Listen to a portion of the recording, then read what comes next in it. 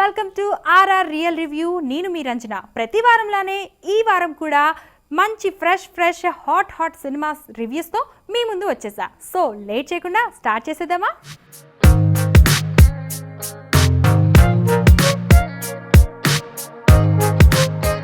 ఎవరు అవునన్నా కాదన్నా ఈ వీకెండ్ డార్లింగ్ ప్రభాస్తే. అందులో నో డౌట్. ఇన్నాళ్ళు సాహు అని, సలార్ అని, కల్కి అని ఎన్ని సినిమాలు చేశాడు.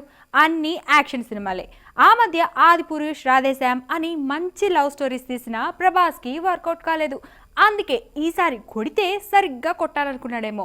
మంచి హర్రర్ థ్రిల్లర్ చేశాడు అని చెప్పడం కన్నా ప్రభాస్కి యాక్షన్ సినిమాలు చేసి పోరు కొట్టేసింది. హీరోయిన్లతో డాన్సులు చేసి చాలా కాలం అయిపోయింది. స్క్రీన్ మీద ఉన్న రొమాన్స్ లైఫ్లో లేకుండా పోయిందని మన డార్లింగే ఒక ఫంక్షన్లో ఓపెన్గా చెప్పేశాడు కదా.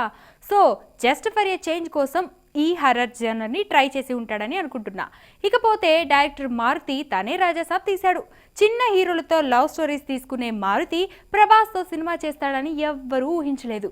అది కూడా లవ్ స్టోరీ కాకుండా హర్రర్ ఫ్యాంటసీ మూవీ చేయడం విచిత్రంగానే ఉంది. అయితే ప్రభాస్ ఇచ్చిన ఛాన్స్ని మారుతి బాగానే యూజ్ చేసుకున్నాడని చెప్పాలి. డార్లింగ్ రేంజ్ని ఏ మాత్రం తగ్గకుండా స్టోరీని రాసుకున్నాడు. బాలీవుడ్ రేంజ్లో సినిమా తీశాడు.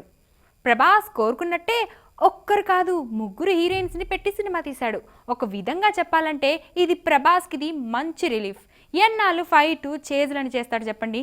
మొహం మొట్టేసి ఉంటుంది కదా. అందుకే మారుతితో రాజాసాబ్ చేసుంటాడు. రాజాసాబ్ స్టోరీలోకి వెళ్తే ప్రభాస్ది జమీందార్ల కుటుంబం. ఒకప్పుడు బాగా బతికినోళ్లే, బట్ ఇప్పుడు నార్మల్గా జీవిస్తుంటారు. నానమ్మ గంగమ్మ అంటే జరీనా వహాబ్ డార్లింగ్ని పెంచి పెద్ద చేసింది. ఆమెకి కాస్త మతిమరుపు కూడా ఉంటుంది. అంటే అల్జిమర్ అనమాట. తను ఓల్డ్ మెమరీస్ అన్నీ మర్చిపోతుంది, కానీ తన భర్త కనకరాజుని మాత్రం మర్చిపోదు. ఈ క్యారెక్టర్ని సంజయ్ దత్ చేశాడు. ఈ కనకరాజ్ ఎప్పుడు గంగమ్మ కల్లోకి వచ్చిపోతూ ఉంటాడు. జనరల్గానే తన భర్తని ఎక్కడున్నా తీసుకురా అని మనవణ్ణి కోరుకుంటుంది. కానీ రివర్స్లో తాతే మనవణ్ణి భార్య మీద మంత్రాలు, మ్యాజిక్లు చేసి ఒక అడవిలో ఉన్న రాజ్మహల్ దగ్గరికి వచ్చేలా చేస్తాడు. అయితే ఆ రాజ్మహల్లో కనీ విని ఎరగని వింతలు జరుగుతుంటాయి. లైక్ గోస్ట్ హంటింగ్ లాగా అనమాట. ఒకానొక టైంలో నానమ్మ మనవడు లైఫ్కి థ్రెడ్ కూడా వస్తుంది. అయితే అసలు ఈ కనకరాజ్ ఎవరు? భార్య మనవణ్ణి ఎందుకు టార్గెట్ చేశాడు? ముగ్గురు హీరోయిన్లు అని చెప్పా కదా, వాళ్ళకి ఈ జమీందార్ ఫ్యామిలీకి ఉన్న లింక్ ఏంటి? అసలు ఫ్యాంటసీలో వచ్చే మ్యాజిక్లేంటి? చివరికి ఏం జరుగుతుంది? ఇవన్నీ తెలియాలంటే అర్జెంటుగా ప్రభాస్ సినిమా చూడాల్సిందే. ఈ సినిమాలో ప్రభాస్ కామెడీ కూడా చేశాడు. రాజ్మహల్లో గోస్ట్ని చూసి భయపడే సీన్ అయితే నవ్వు తెప్పిస్తుంటుంది. ఫస్ట్ హాఫ్లో సాదాసీదాగా ఉండే ప్రభాస్ ఫ్యామిలీ అనుకోకుండా రాజ్మహల్కి వస్తారు. అక్కడ చాలా మిస్టీరియస్ ఇన్సిడెంట్స్ జరుగుతుంటాయన్నమాట. ఇక సెకండ్ హాఫ్లో కనకరాజ్ అదే సంజయ్ దత్ మొత్తం బీభత్సం చేసి పడేస్తాడు. ప్రభాస్తో మైండ్ గేమ్ ఆడతాడు. మాయల మాంత్రికుల్లాగా మ్యాజిక్ చేస్తాడు. ఈ సీన్లో ప్రభాస్ చేసే యాక్షన్ కామెడీ బాగున్నాయి. ఇంకా ముగ్గురు హీరోయిన్లు మాలవిక మోహనన్, నిధి అగర్వాల్, రిధి కుమార్ కూడా చాలా గ్లామర్గా కనిపించారు. వీళ్ళలో మాలవిక మోహన్ ఎక్కువసేపు తెర మీద కనిపించింది. రిధి కుమార్ పాత్ర అంతగా లేదు. ఇంకా నిధి అగర్వాల్కి క్యారెక్టర్ పెద్దగా లేకపోయినా పాటలో గ్లామరస్గా కనిపించింది. నిజానికి ఈ స్టోరీలో ముగ్గురు హీరోయిన్లని పెట్టడానికి స్కోపే లేదు, కానీ ప్రభాస్ కోరిక మేరకు పెట్టారేమో అనిపించింది.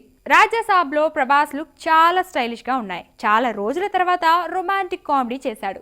డార్లింగ్ ఫ్యాన్స్ కూడా తమ అభిమాన నటుడి డాన్స్ చూసి పండగ చేసుకుంటున్నారు. సంజయ్ దత్ని ఒక ఇంద్రజాల మాంత్రికుడిలాగా చాలా బాగా చూపించారు. హిప్నటిస్ట్, సైకియాట్రిస్ట్ అని పరిచయం చేస్తూనే తర్వాత మెజిషియన్గా మార్చేశారు. అలాగే ప్రభాస్కి నానమ్మగా చేసిన జరీనా వహాబ్ పాత్ర ఈ సినిమాకి చాలా కీలకం. ప్రభాస్కి జరీనాకి మధ్య ఉండే సెంటిమెంట్, ఎమోషన్స్ చాలా బాగా పండింది. ఇక బొమన్ ఇరానీ, సముద్రకని క్యారెక్టర్స్ కూడా సినిమాకి మంచి ప్లస్ అయ్యాయి. ప్రభాస్, శ్రీను, సప్తగిరి, సత్య, వీటీవీ గణేష్ కనిపించిన ప్రతిసారి మ్యాక్సిమం నవ్వించడానికి ట్రై చేశారు. Not bad. తమన్ ఇంకాస్త మంచి పాటలు ఇచ్చుంటే బాగుండేది. విజువల్ ఎఫెక్ట్స్ అయితే సూపర్గా ఉన్నాయి. ఈ సినిమాతో మారుతి హిట్ కొట్టాడనే చెప్పాలి. ఈ సినిమాకి ఆడియన్స్ ఇస్తున్న రేటింగ్ 4.5 out of 5. చిన్న సినిమాలు ఈ మధ్య ఓటీటీలో మంచి రెస్పాన్స్ తెచ్చుకుంటున్నాయి. ఈ మధ్య వచ్చిన జిగ్రీస్ యూత్ ని బాగా కనెక్ట్ అవుతుంది. సందీప్ రెడ్డి, తరుణ్ భాస్కర్ లాంటి డైరెక్టర్స్ ఈ సినిమాకి మంచి ప్రమోషన్స్ ఇచ్చారు. ఎందుకంటే జిగ్రీస్ సినిమా డైరెక్టర్ హరీష్ రెడ్డి ఉప్పల వాళ్ళ ఫ్రెండ్ సర్కిల్ నుంచి వచ్చాడు. సో నలుగురు యువకుల జీవితంలో జరిగిన కొన్ని ఫన్నీ ఇన్సిడెంట్స్ తో ఈ సినిమా ఉంటుంది. కాలేజ్లో ఉన్నప్పుడు కాకుండా కాలేజ్ నుంచి పాస్డ్ అవుట్ అయ్యాక వాళ్ళ జీవితాలు ఎలా ఉన్నాయి అనే యాంగిల్ ని తీసుకొచ్చారు. కార్తిక్, ప్రవీణ్, వినయ్, ప్రశాంత్ ఈ నలుగురు మంచి ఫ్రెండ్స్. వీళ్ళలో ప్రశాంత్కి క్యాన్సర్ అని తెలుస్తుంది. ఆఖరి రోజుల్ని ఫ్రెండ్స్తో గడపాలనుకుంటాడు. ఆ నలుగురు గోవా ట్రిప్ ప్లాన్ చేస్తారు. ఫుల్గా తాగేసి మారుతి 800లో ట్రావెల్ చేస్తుంటారు. ఈ హ్యాంగ్ ఓవర్లో మొబైల్స్, ఫోన్, పర్స్ అన్నీ పోగొట్టుకుంటారు. అనుకోకుండా దారి మధ్యలో కార్ ట్రబుల్ ఇస్తుంది. రిపేర్ చేయించుకోవడానికి డబ్బులుండవు, తినడానికి తిండి దొరకదు. ఇంత క్రిటికల్ సిచ్యువేషన్లో ఆ నలుగురు ఏం చేశారు? గోవా ట్రిప్ ఎలా జరిగింది? ప్రశాంత్ క్యాన్సర్ని జయించాడా లేదా? ఈ ప్రయాణంలో వీళ్ళకి ఎలాంటి అనుభవాలు ఎదురయ్యాయి? తెలియాలంటే జిగ్రీస్ సినిమా చూడాల్సిందే. కార్తిక్ పాత్రలో కృష్ణ బూరుగులా బాగా నటించాడు. డైలాగ్స్, ఎక్స్ప్రెషన్స్తో ఆడియన్స్ని తన వైపు తిప్పేశాడు. ఇంకా కృష్ణ, రామ్ నితిన్ మధ్య జరిగే క్యాట్ ఫైట్స్ కూడా ఫన్నీగా ఉంటాయి. ఇంకా ధీరజ్ ఆత్రేయ చాలా న్యాచురల్గా జోక్లేసి నవ్వించేశాడు. క్యాన్సర్ పేషెంట్గా కనిపించిన మానవిక ఎమోషన్ సీన్స్తో అదరగొట్టాడు. ఆ నలుగురు సరదా సన్నివేశాల్లో ఎంతగా ఫన్ చేసి నవ్వించారో సెంటిమెంట్ సీన్స్లో ఎమోషన్గా అంత బాగా పండించారు. దర్శకుడు హరీష్ రెడ్డి ఉప్పల టైటిల్కి తగ్గినట్టే స్టోరీని అల్లుకొని మంచి సినిమా తీశాడు. ఈ సినిమా అమెజాన్ ప్రైమ్ ఓటీటీలో మంచి రెస్పాన్స్ వస్తుంది. మీ కాలేజ్ డేస్ని మరోసారి ఫీల్ అవ్వాలని అనుకుంటే జిగ్రీస్ సినిమా ఒక్కసారి చూసి ఆ మెమరీస్ని మనసారా రీకలెక్ట్ చేసుకోవచ్చు. ఈ సినిమాకి ఆడియన్స్ ఇచ్చిన రేటింగ్ 4/5. ఎప్పుడో కె విశ్వనాథ్ టైంలో క్లాసికల్ మూవీస్ వచ్చేవి. ఆ తర్వాత వాటి ఊసే లేకుండా పోయింది. సో మన తెలుగు ఆడియన్స్కి ఆ లోటుని ఇంద్రాణి దావులూరి తీర్చేసింది. అందెల రవమిది అనే పేరుతో కొత్త సినిమా చేసి సైలెంట్గా రిలీజ్ చేసింది. ఈ సినిమా డైరెక్ట్ చేయడమే కాదు, లీడ్ రోల్ కూడా చేసింది. బేసిక్గా మంచి క్లాసిక్ డాన్సర్ కాబట్టి సినిమాలో డాన్స్ పర్ఫార్మెన్స్ అదరగొట్టేసింది. ఇక స్టోరీ విషయానికి వస్తే నర్తకమణి పావనికి ఒకటే గోల్ ఉంటుంది. ఎలాగైనా సరే 5 రకాల క్లాసికల్ డాన్సులు చేసి పేరు తెచ్చుకోవాలని ట్రై చేస్తూ ఉంటుంది. పెళ్ళైన తర్వాత ఇష్టం లేకుండానే అమెరికా వెళ్ళి అక్కడ డాన్స్ స్కూల్ పెడుతుంది. అలాగే తన గోల్ కోసం పిల్లల్ని కూడా వాయిదా వేసుకుంటుంది. దానికి తోడు ఒక ఇన్సిడెంట్లో ఆపరేషన్ చేస్తారు. ఇక పిల్లలు పుట్టే ఛాన్స్ లేదని చెప్తారు. ఇక ఫ్యామిలీ ప్రాబ్లమ్స్ కూడా మొదలవుతాయి. ఇలాంటి క్రిటికల్ సిచ్యువేషన్లో పావని తన అంతర్జాతీయ క్లాసికల్ డాన్సర్ కావాలనుకున్న కలని నెరవేర్చుకుంటుందా? ఫ్యామిలీ స్ట్రగుల్స్ని ఎలా ఫేస్ చేసింది? భర్తకు విడాకులు ఇచ్చిందా లేక సర్దుకుపోయిందా? పావని సపోర్ట్గా నిలిచిన భరద్వాజ్ ఎవరు? ఇవన్నీ తెలియాలంటే వెంటనే అమెజాన్ ప్రైమ్లోకి వెళ్ళి అందెల రవమిది సినిమా చూసేయండి. ఉన్నది ఉన్నట్లు చెప్పాలంటే ఈ రోజుల్లో క్లాసికల్ మూవీస్కి అంతగా ఆదరణ లేదు. అలాంటి సినిమా తీయడం అంటే రిస్క్ చేస్తున్నట్లే. అయినా సరే క్లాసిక్ డ్యాన్స్ మీదున్న ఇష్టంతో ఇంద్రాణి దావులూరి లాంటి వాళ్ళు అందెల రవమిది లాంటి సినిమా తీస్తున్నారు. వీటికి థియేటర్లో అంత రెస్పాన్స్ లేకపోయినా ఓటీటీ వ్యూవర్స్ బాగానే చూస్తున్నారు. ఇంకా చాలా ఫిలిం ఫెస్టివల్స్లో అవార్డు కూడా వచ్చాయి. ఈ సినిమా షూటింగ్ అంతా అమెరికాలోనే జరిగింది. యాక్సిడెంట్తో సినిమా మొదలై ఫ్లాష్ బ్యాక్ రివీల్ అవుతుంది. స్టోరీ తెలిసినట్టే ఉన్నా స్క్రీన్ ప్లే కొత్తగా ఉంటుంది. ఇప్పుడున్న జనరేషన్లో సొంతగా ఎదిగి గుర్తింపు తెచ్చుకోవాలనుకున్న ఆడవాళ్ళు సొసైటీలో ఎలాంటి ప్రాబ్లమ్స్ ఎదుర్కొంటారో క్లియర్ కట్గా చూపించారు. మొత్తానికి అందెల రవమిది సినిమా ఇంద్రాణి దావులూరికి మంచి పేరు తెచ్చిపెట్టింది. ఈ సినిమాకి ఆడియన్స్ ఇచ్చిన రేటింగ్ 3.5/5. మలర్ మలర్ అంటూ సాయి పల్లవి చుట్టూ తిరిగి తనని ఫ్లాట్ చేస్తాడు కదా బ్యాక్ బెంచ్ బాయ్. తను ఇప్పుడు మలయాళంలో మంచి ఫామ్లో ఉన్నాడు. ప్రేమంతో వచ్చిన హిట్ తనకి మంచి లైఫ్ ఇచ్చింది. తనకే కాదు, దానిలో ఉన్న స్కూల్ గోల్గా చేసిన అనుపమ పరమేశ్వరన్, కాలేజ్ లెక్చరర్గా చేసిన సాయి పల్లవి, చిన్నప్పటి క్రష్ మనోధర సెబాస్టియన్ వీళ్ళంతా ఇప్పుడు సినిమాల్లో చాలా బిజీగా ఉన్నారు. వీళ్ళ ముగ్గురిని ప్రేమించి భంగపడే క్యారెక్టర్ నవీన్ పౌలి నటించలేదు, జస్ట్ జీవించేశాడు అంతే. ఈ సినిమాని తెలుగులో నాగ చైతన్య, శృతి హాసన్ చేశారు. ఇప్పుడు లేటెస్ట్గా నవీన్ పౌలి ఒక హర్రర్ ఫ్యాంటసీ సినిమాతో వచ్చేశాడు. అదే సర్వం మాయ.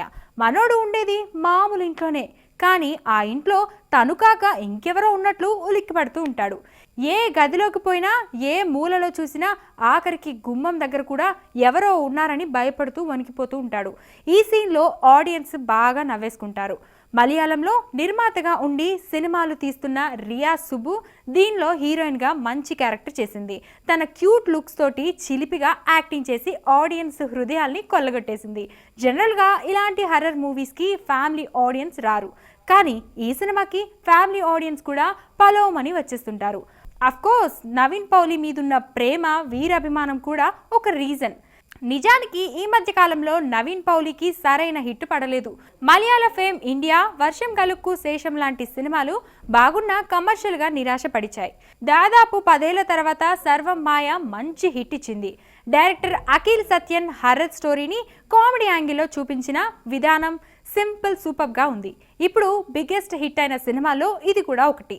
సర్వం మాయ సినిమాకి ఆడియన్స్ ఇచ్చిన రేటింగ్ 4.7/5. 300 సినిమాలో స్పార్టికల్స్గా చేశాడు కదా. ఒంటి చేత్తో 300 మందిని ఎదుర్కొనే కండల వీరుడు. బట్లర్ దేహదారుఢ్యంలోనే కాదు, హావభావాల్లోని ది బెస్ట్ పర్ఫార్మెన్స్ ఇస్తాడు. The Braveheart director Mel Gibson తర్వాత అలాంటి చరిత్ర ఉన్న నటుడిగా బట్లర్ పేరు సంపాదించుకున్నాడు. ఆ జర్దార్ బట్లర్ దీనిలో కూడా పక్కా మాస్ లుక్తో కనిపించాడు. ఫ్యామిలీని కాపాడుకోవడం కోసం ఎంత దూరమైనా వెళ్తాడు, ఎంత మందినైనా ఎదిరిస్తాడు. ముందు ఈ పార్ట్ 2 గురించి చెప్పాలంటే పార్ట్ 1 గురించి తెలియాలి. పార్ట్ 1లో ఒక పెద్ద తోకచుక్క భూమిని తాకుతుంది. అప్పుడు భూమి మీద వాతావరణం, జలరాశులు అన్నీ అల్లాకొల్లోలం అవుతాయి. ఆ టైంలో సాధారణ జీవితం గడిపే బట్లర్ ఫ్యామిలీ ఏ విధంగా చావు అంచుల దాకా వెళ్ళి ప్రాణాలని కాపాడుకున్నారనే విషయాన్ని చాలా ఇంట్రెస్టింగ్గా చూపించారు. ఈ సినిమాలో పర్టికులర్గా విలన్స్ అంటూ ఎవ్వరూ ఉండరు. కేవలం ప్రకృతి విపత్తు మాత్రమే విలన్. అది ఉగ్రరూపం దాల్చితే ఎలా ఉంటుందనేది చూపించారు. సో 5 ఏళ్ల తర్వాత మైగ్రేషన్ ఫస్ట్ పార్ట్కి కొనసాగింపుగా వచ్చింది. అప్పుడు తోకచుక్క పడి భూమంతా పొల్యూట్ అయిపోతుంది. జనాలు బతకడానికి వీలు లేకుండా పోతుంది. సో అందరూ బంకర్లలో బతుకుతుంటారు. అయితే అలా బతికిన వాళ్ళకి ఫుడ్, రిసోర్స్ సరిపోవు, ఇంకా అరాచకాలు పెరిగిపోతాయి. అందువల్ల అక్కడి గవర్నమెంట్ జనాల్ని వేరే చోటికి మైగ్రేట్ చేయాలని చూస్తుంది. అలా బట్లర్ భార్య పిల్లల్ని తీసుకొని ట్రక్కులో బయలుదేరుతాడు. కానీ దారిలో ఎంతమంది ఎదిరిస్తారు, గొడవలు పడతారు. తన ఫ్యామిలీని కాపాడుకోవడం కోసం బట్లర్ వాళ్ళందరినీ ఫైట్ చేసి మట్టు పెడతాడు. ఎప్పుడు ఎవరు వస్తారో, ఏం జరుగుతుందో అనే సస్పెన్స్ వస్తుంది. చేంజింగ్స్ కూడా చాలా న్యాచురల్గా ఉంటాయి. ఈ విషయంలో CGI వర్క్స్ని మెచ్చుకోవచ్చు. డైరెక్టర్ రిక్ రోమన్ ఈ సినిమాని చాలా ఇంట్రెస్టింగ్గా తీశాడు. మాస్ జనాలే కాక ఫ్యామిలీ ఆడియన్స్ కూడా ఈ సినిమాని ఎంజాయ్ చేస్తున్నారు. గ్రీన్లాండ్ 2 మైగ్రేషన్ సినిమాకి ఆడియన్స్ ఇచ్చిన రేటింగ్ 4.8/5. సో ఇవి ఈ వారం మూవీ అప్డేట్స్. నెక్స్ట్ వీక్ మళ్ళీ కలుద్దాం. Until then keep watching Vanitha TV.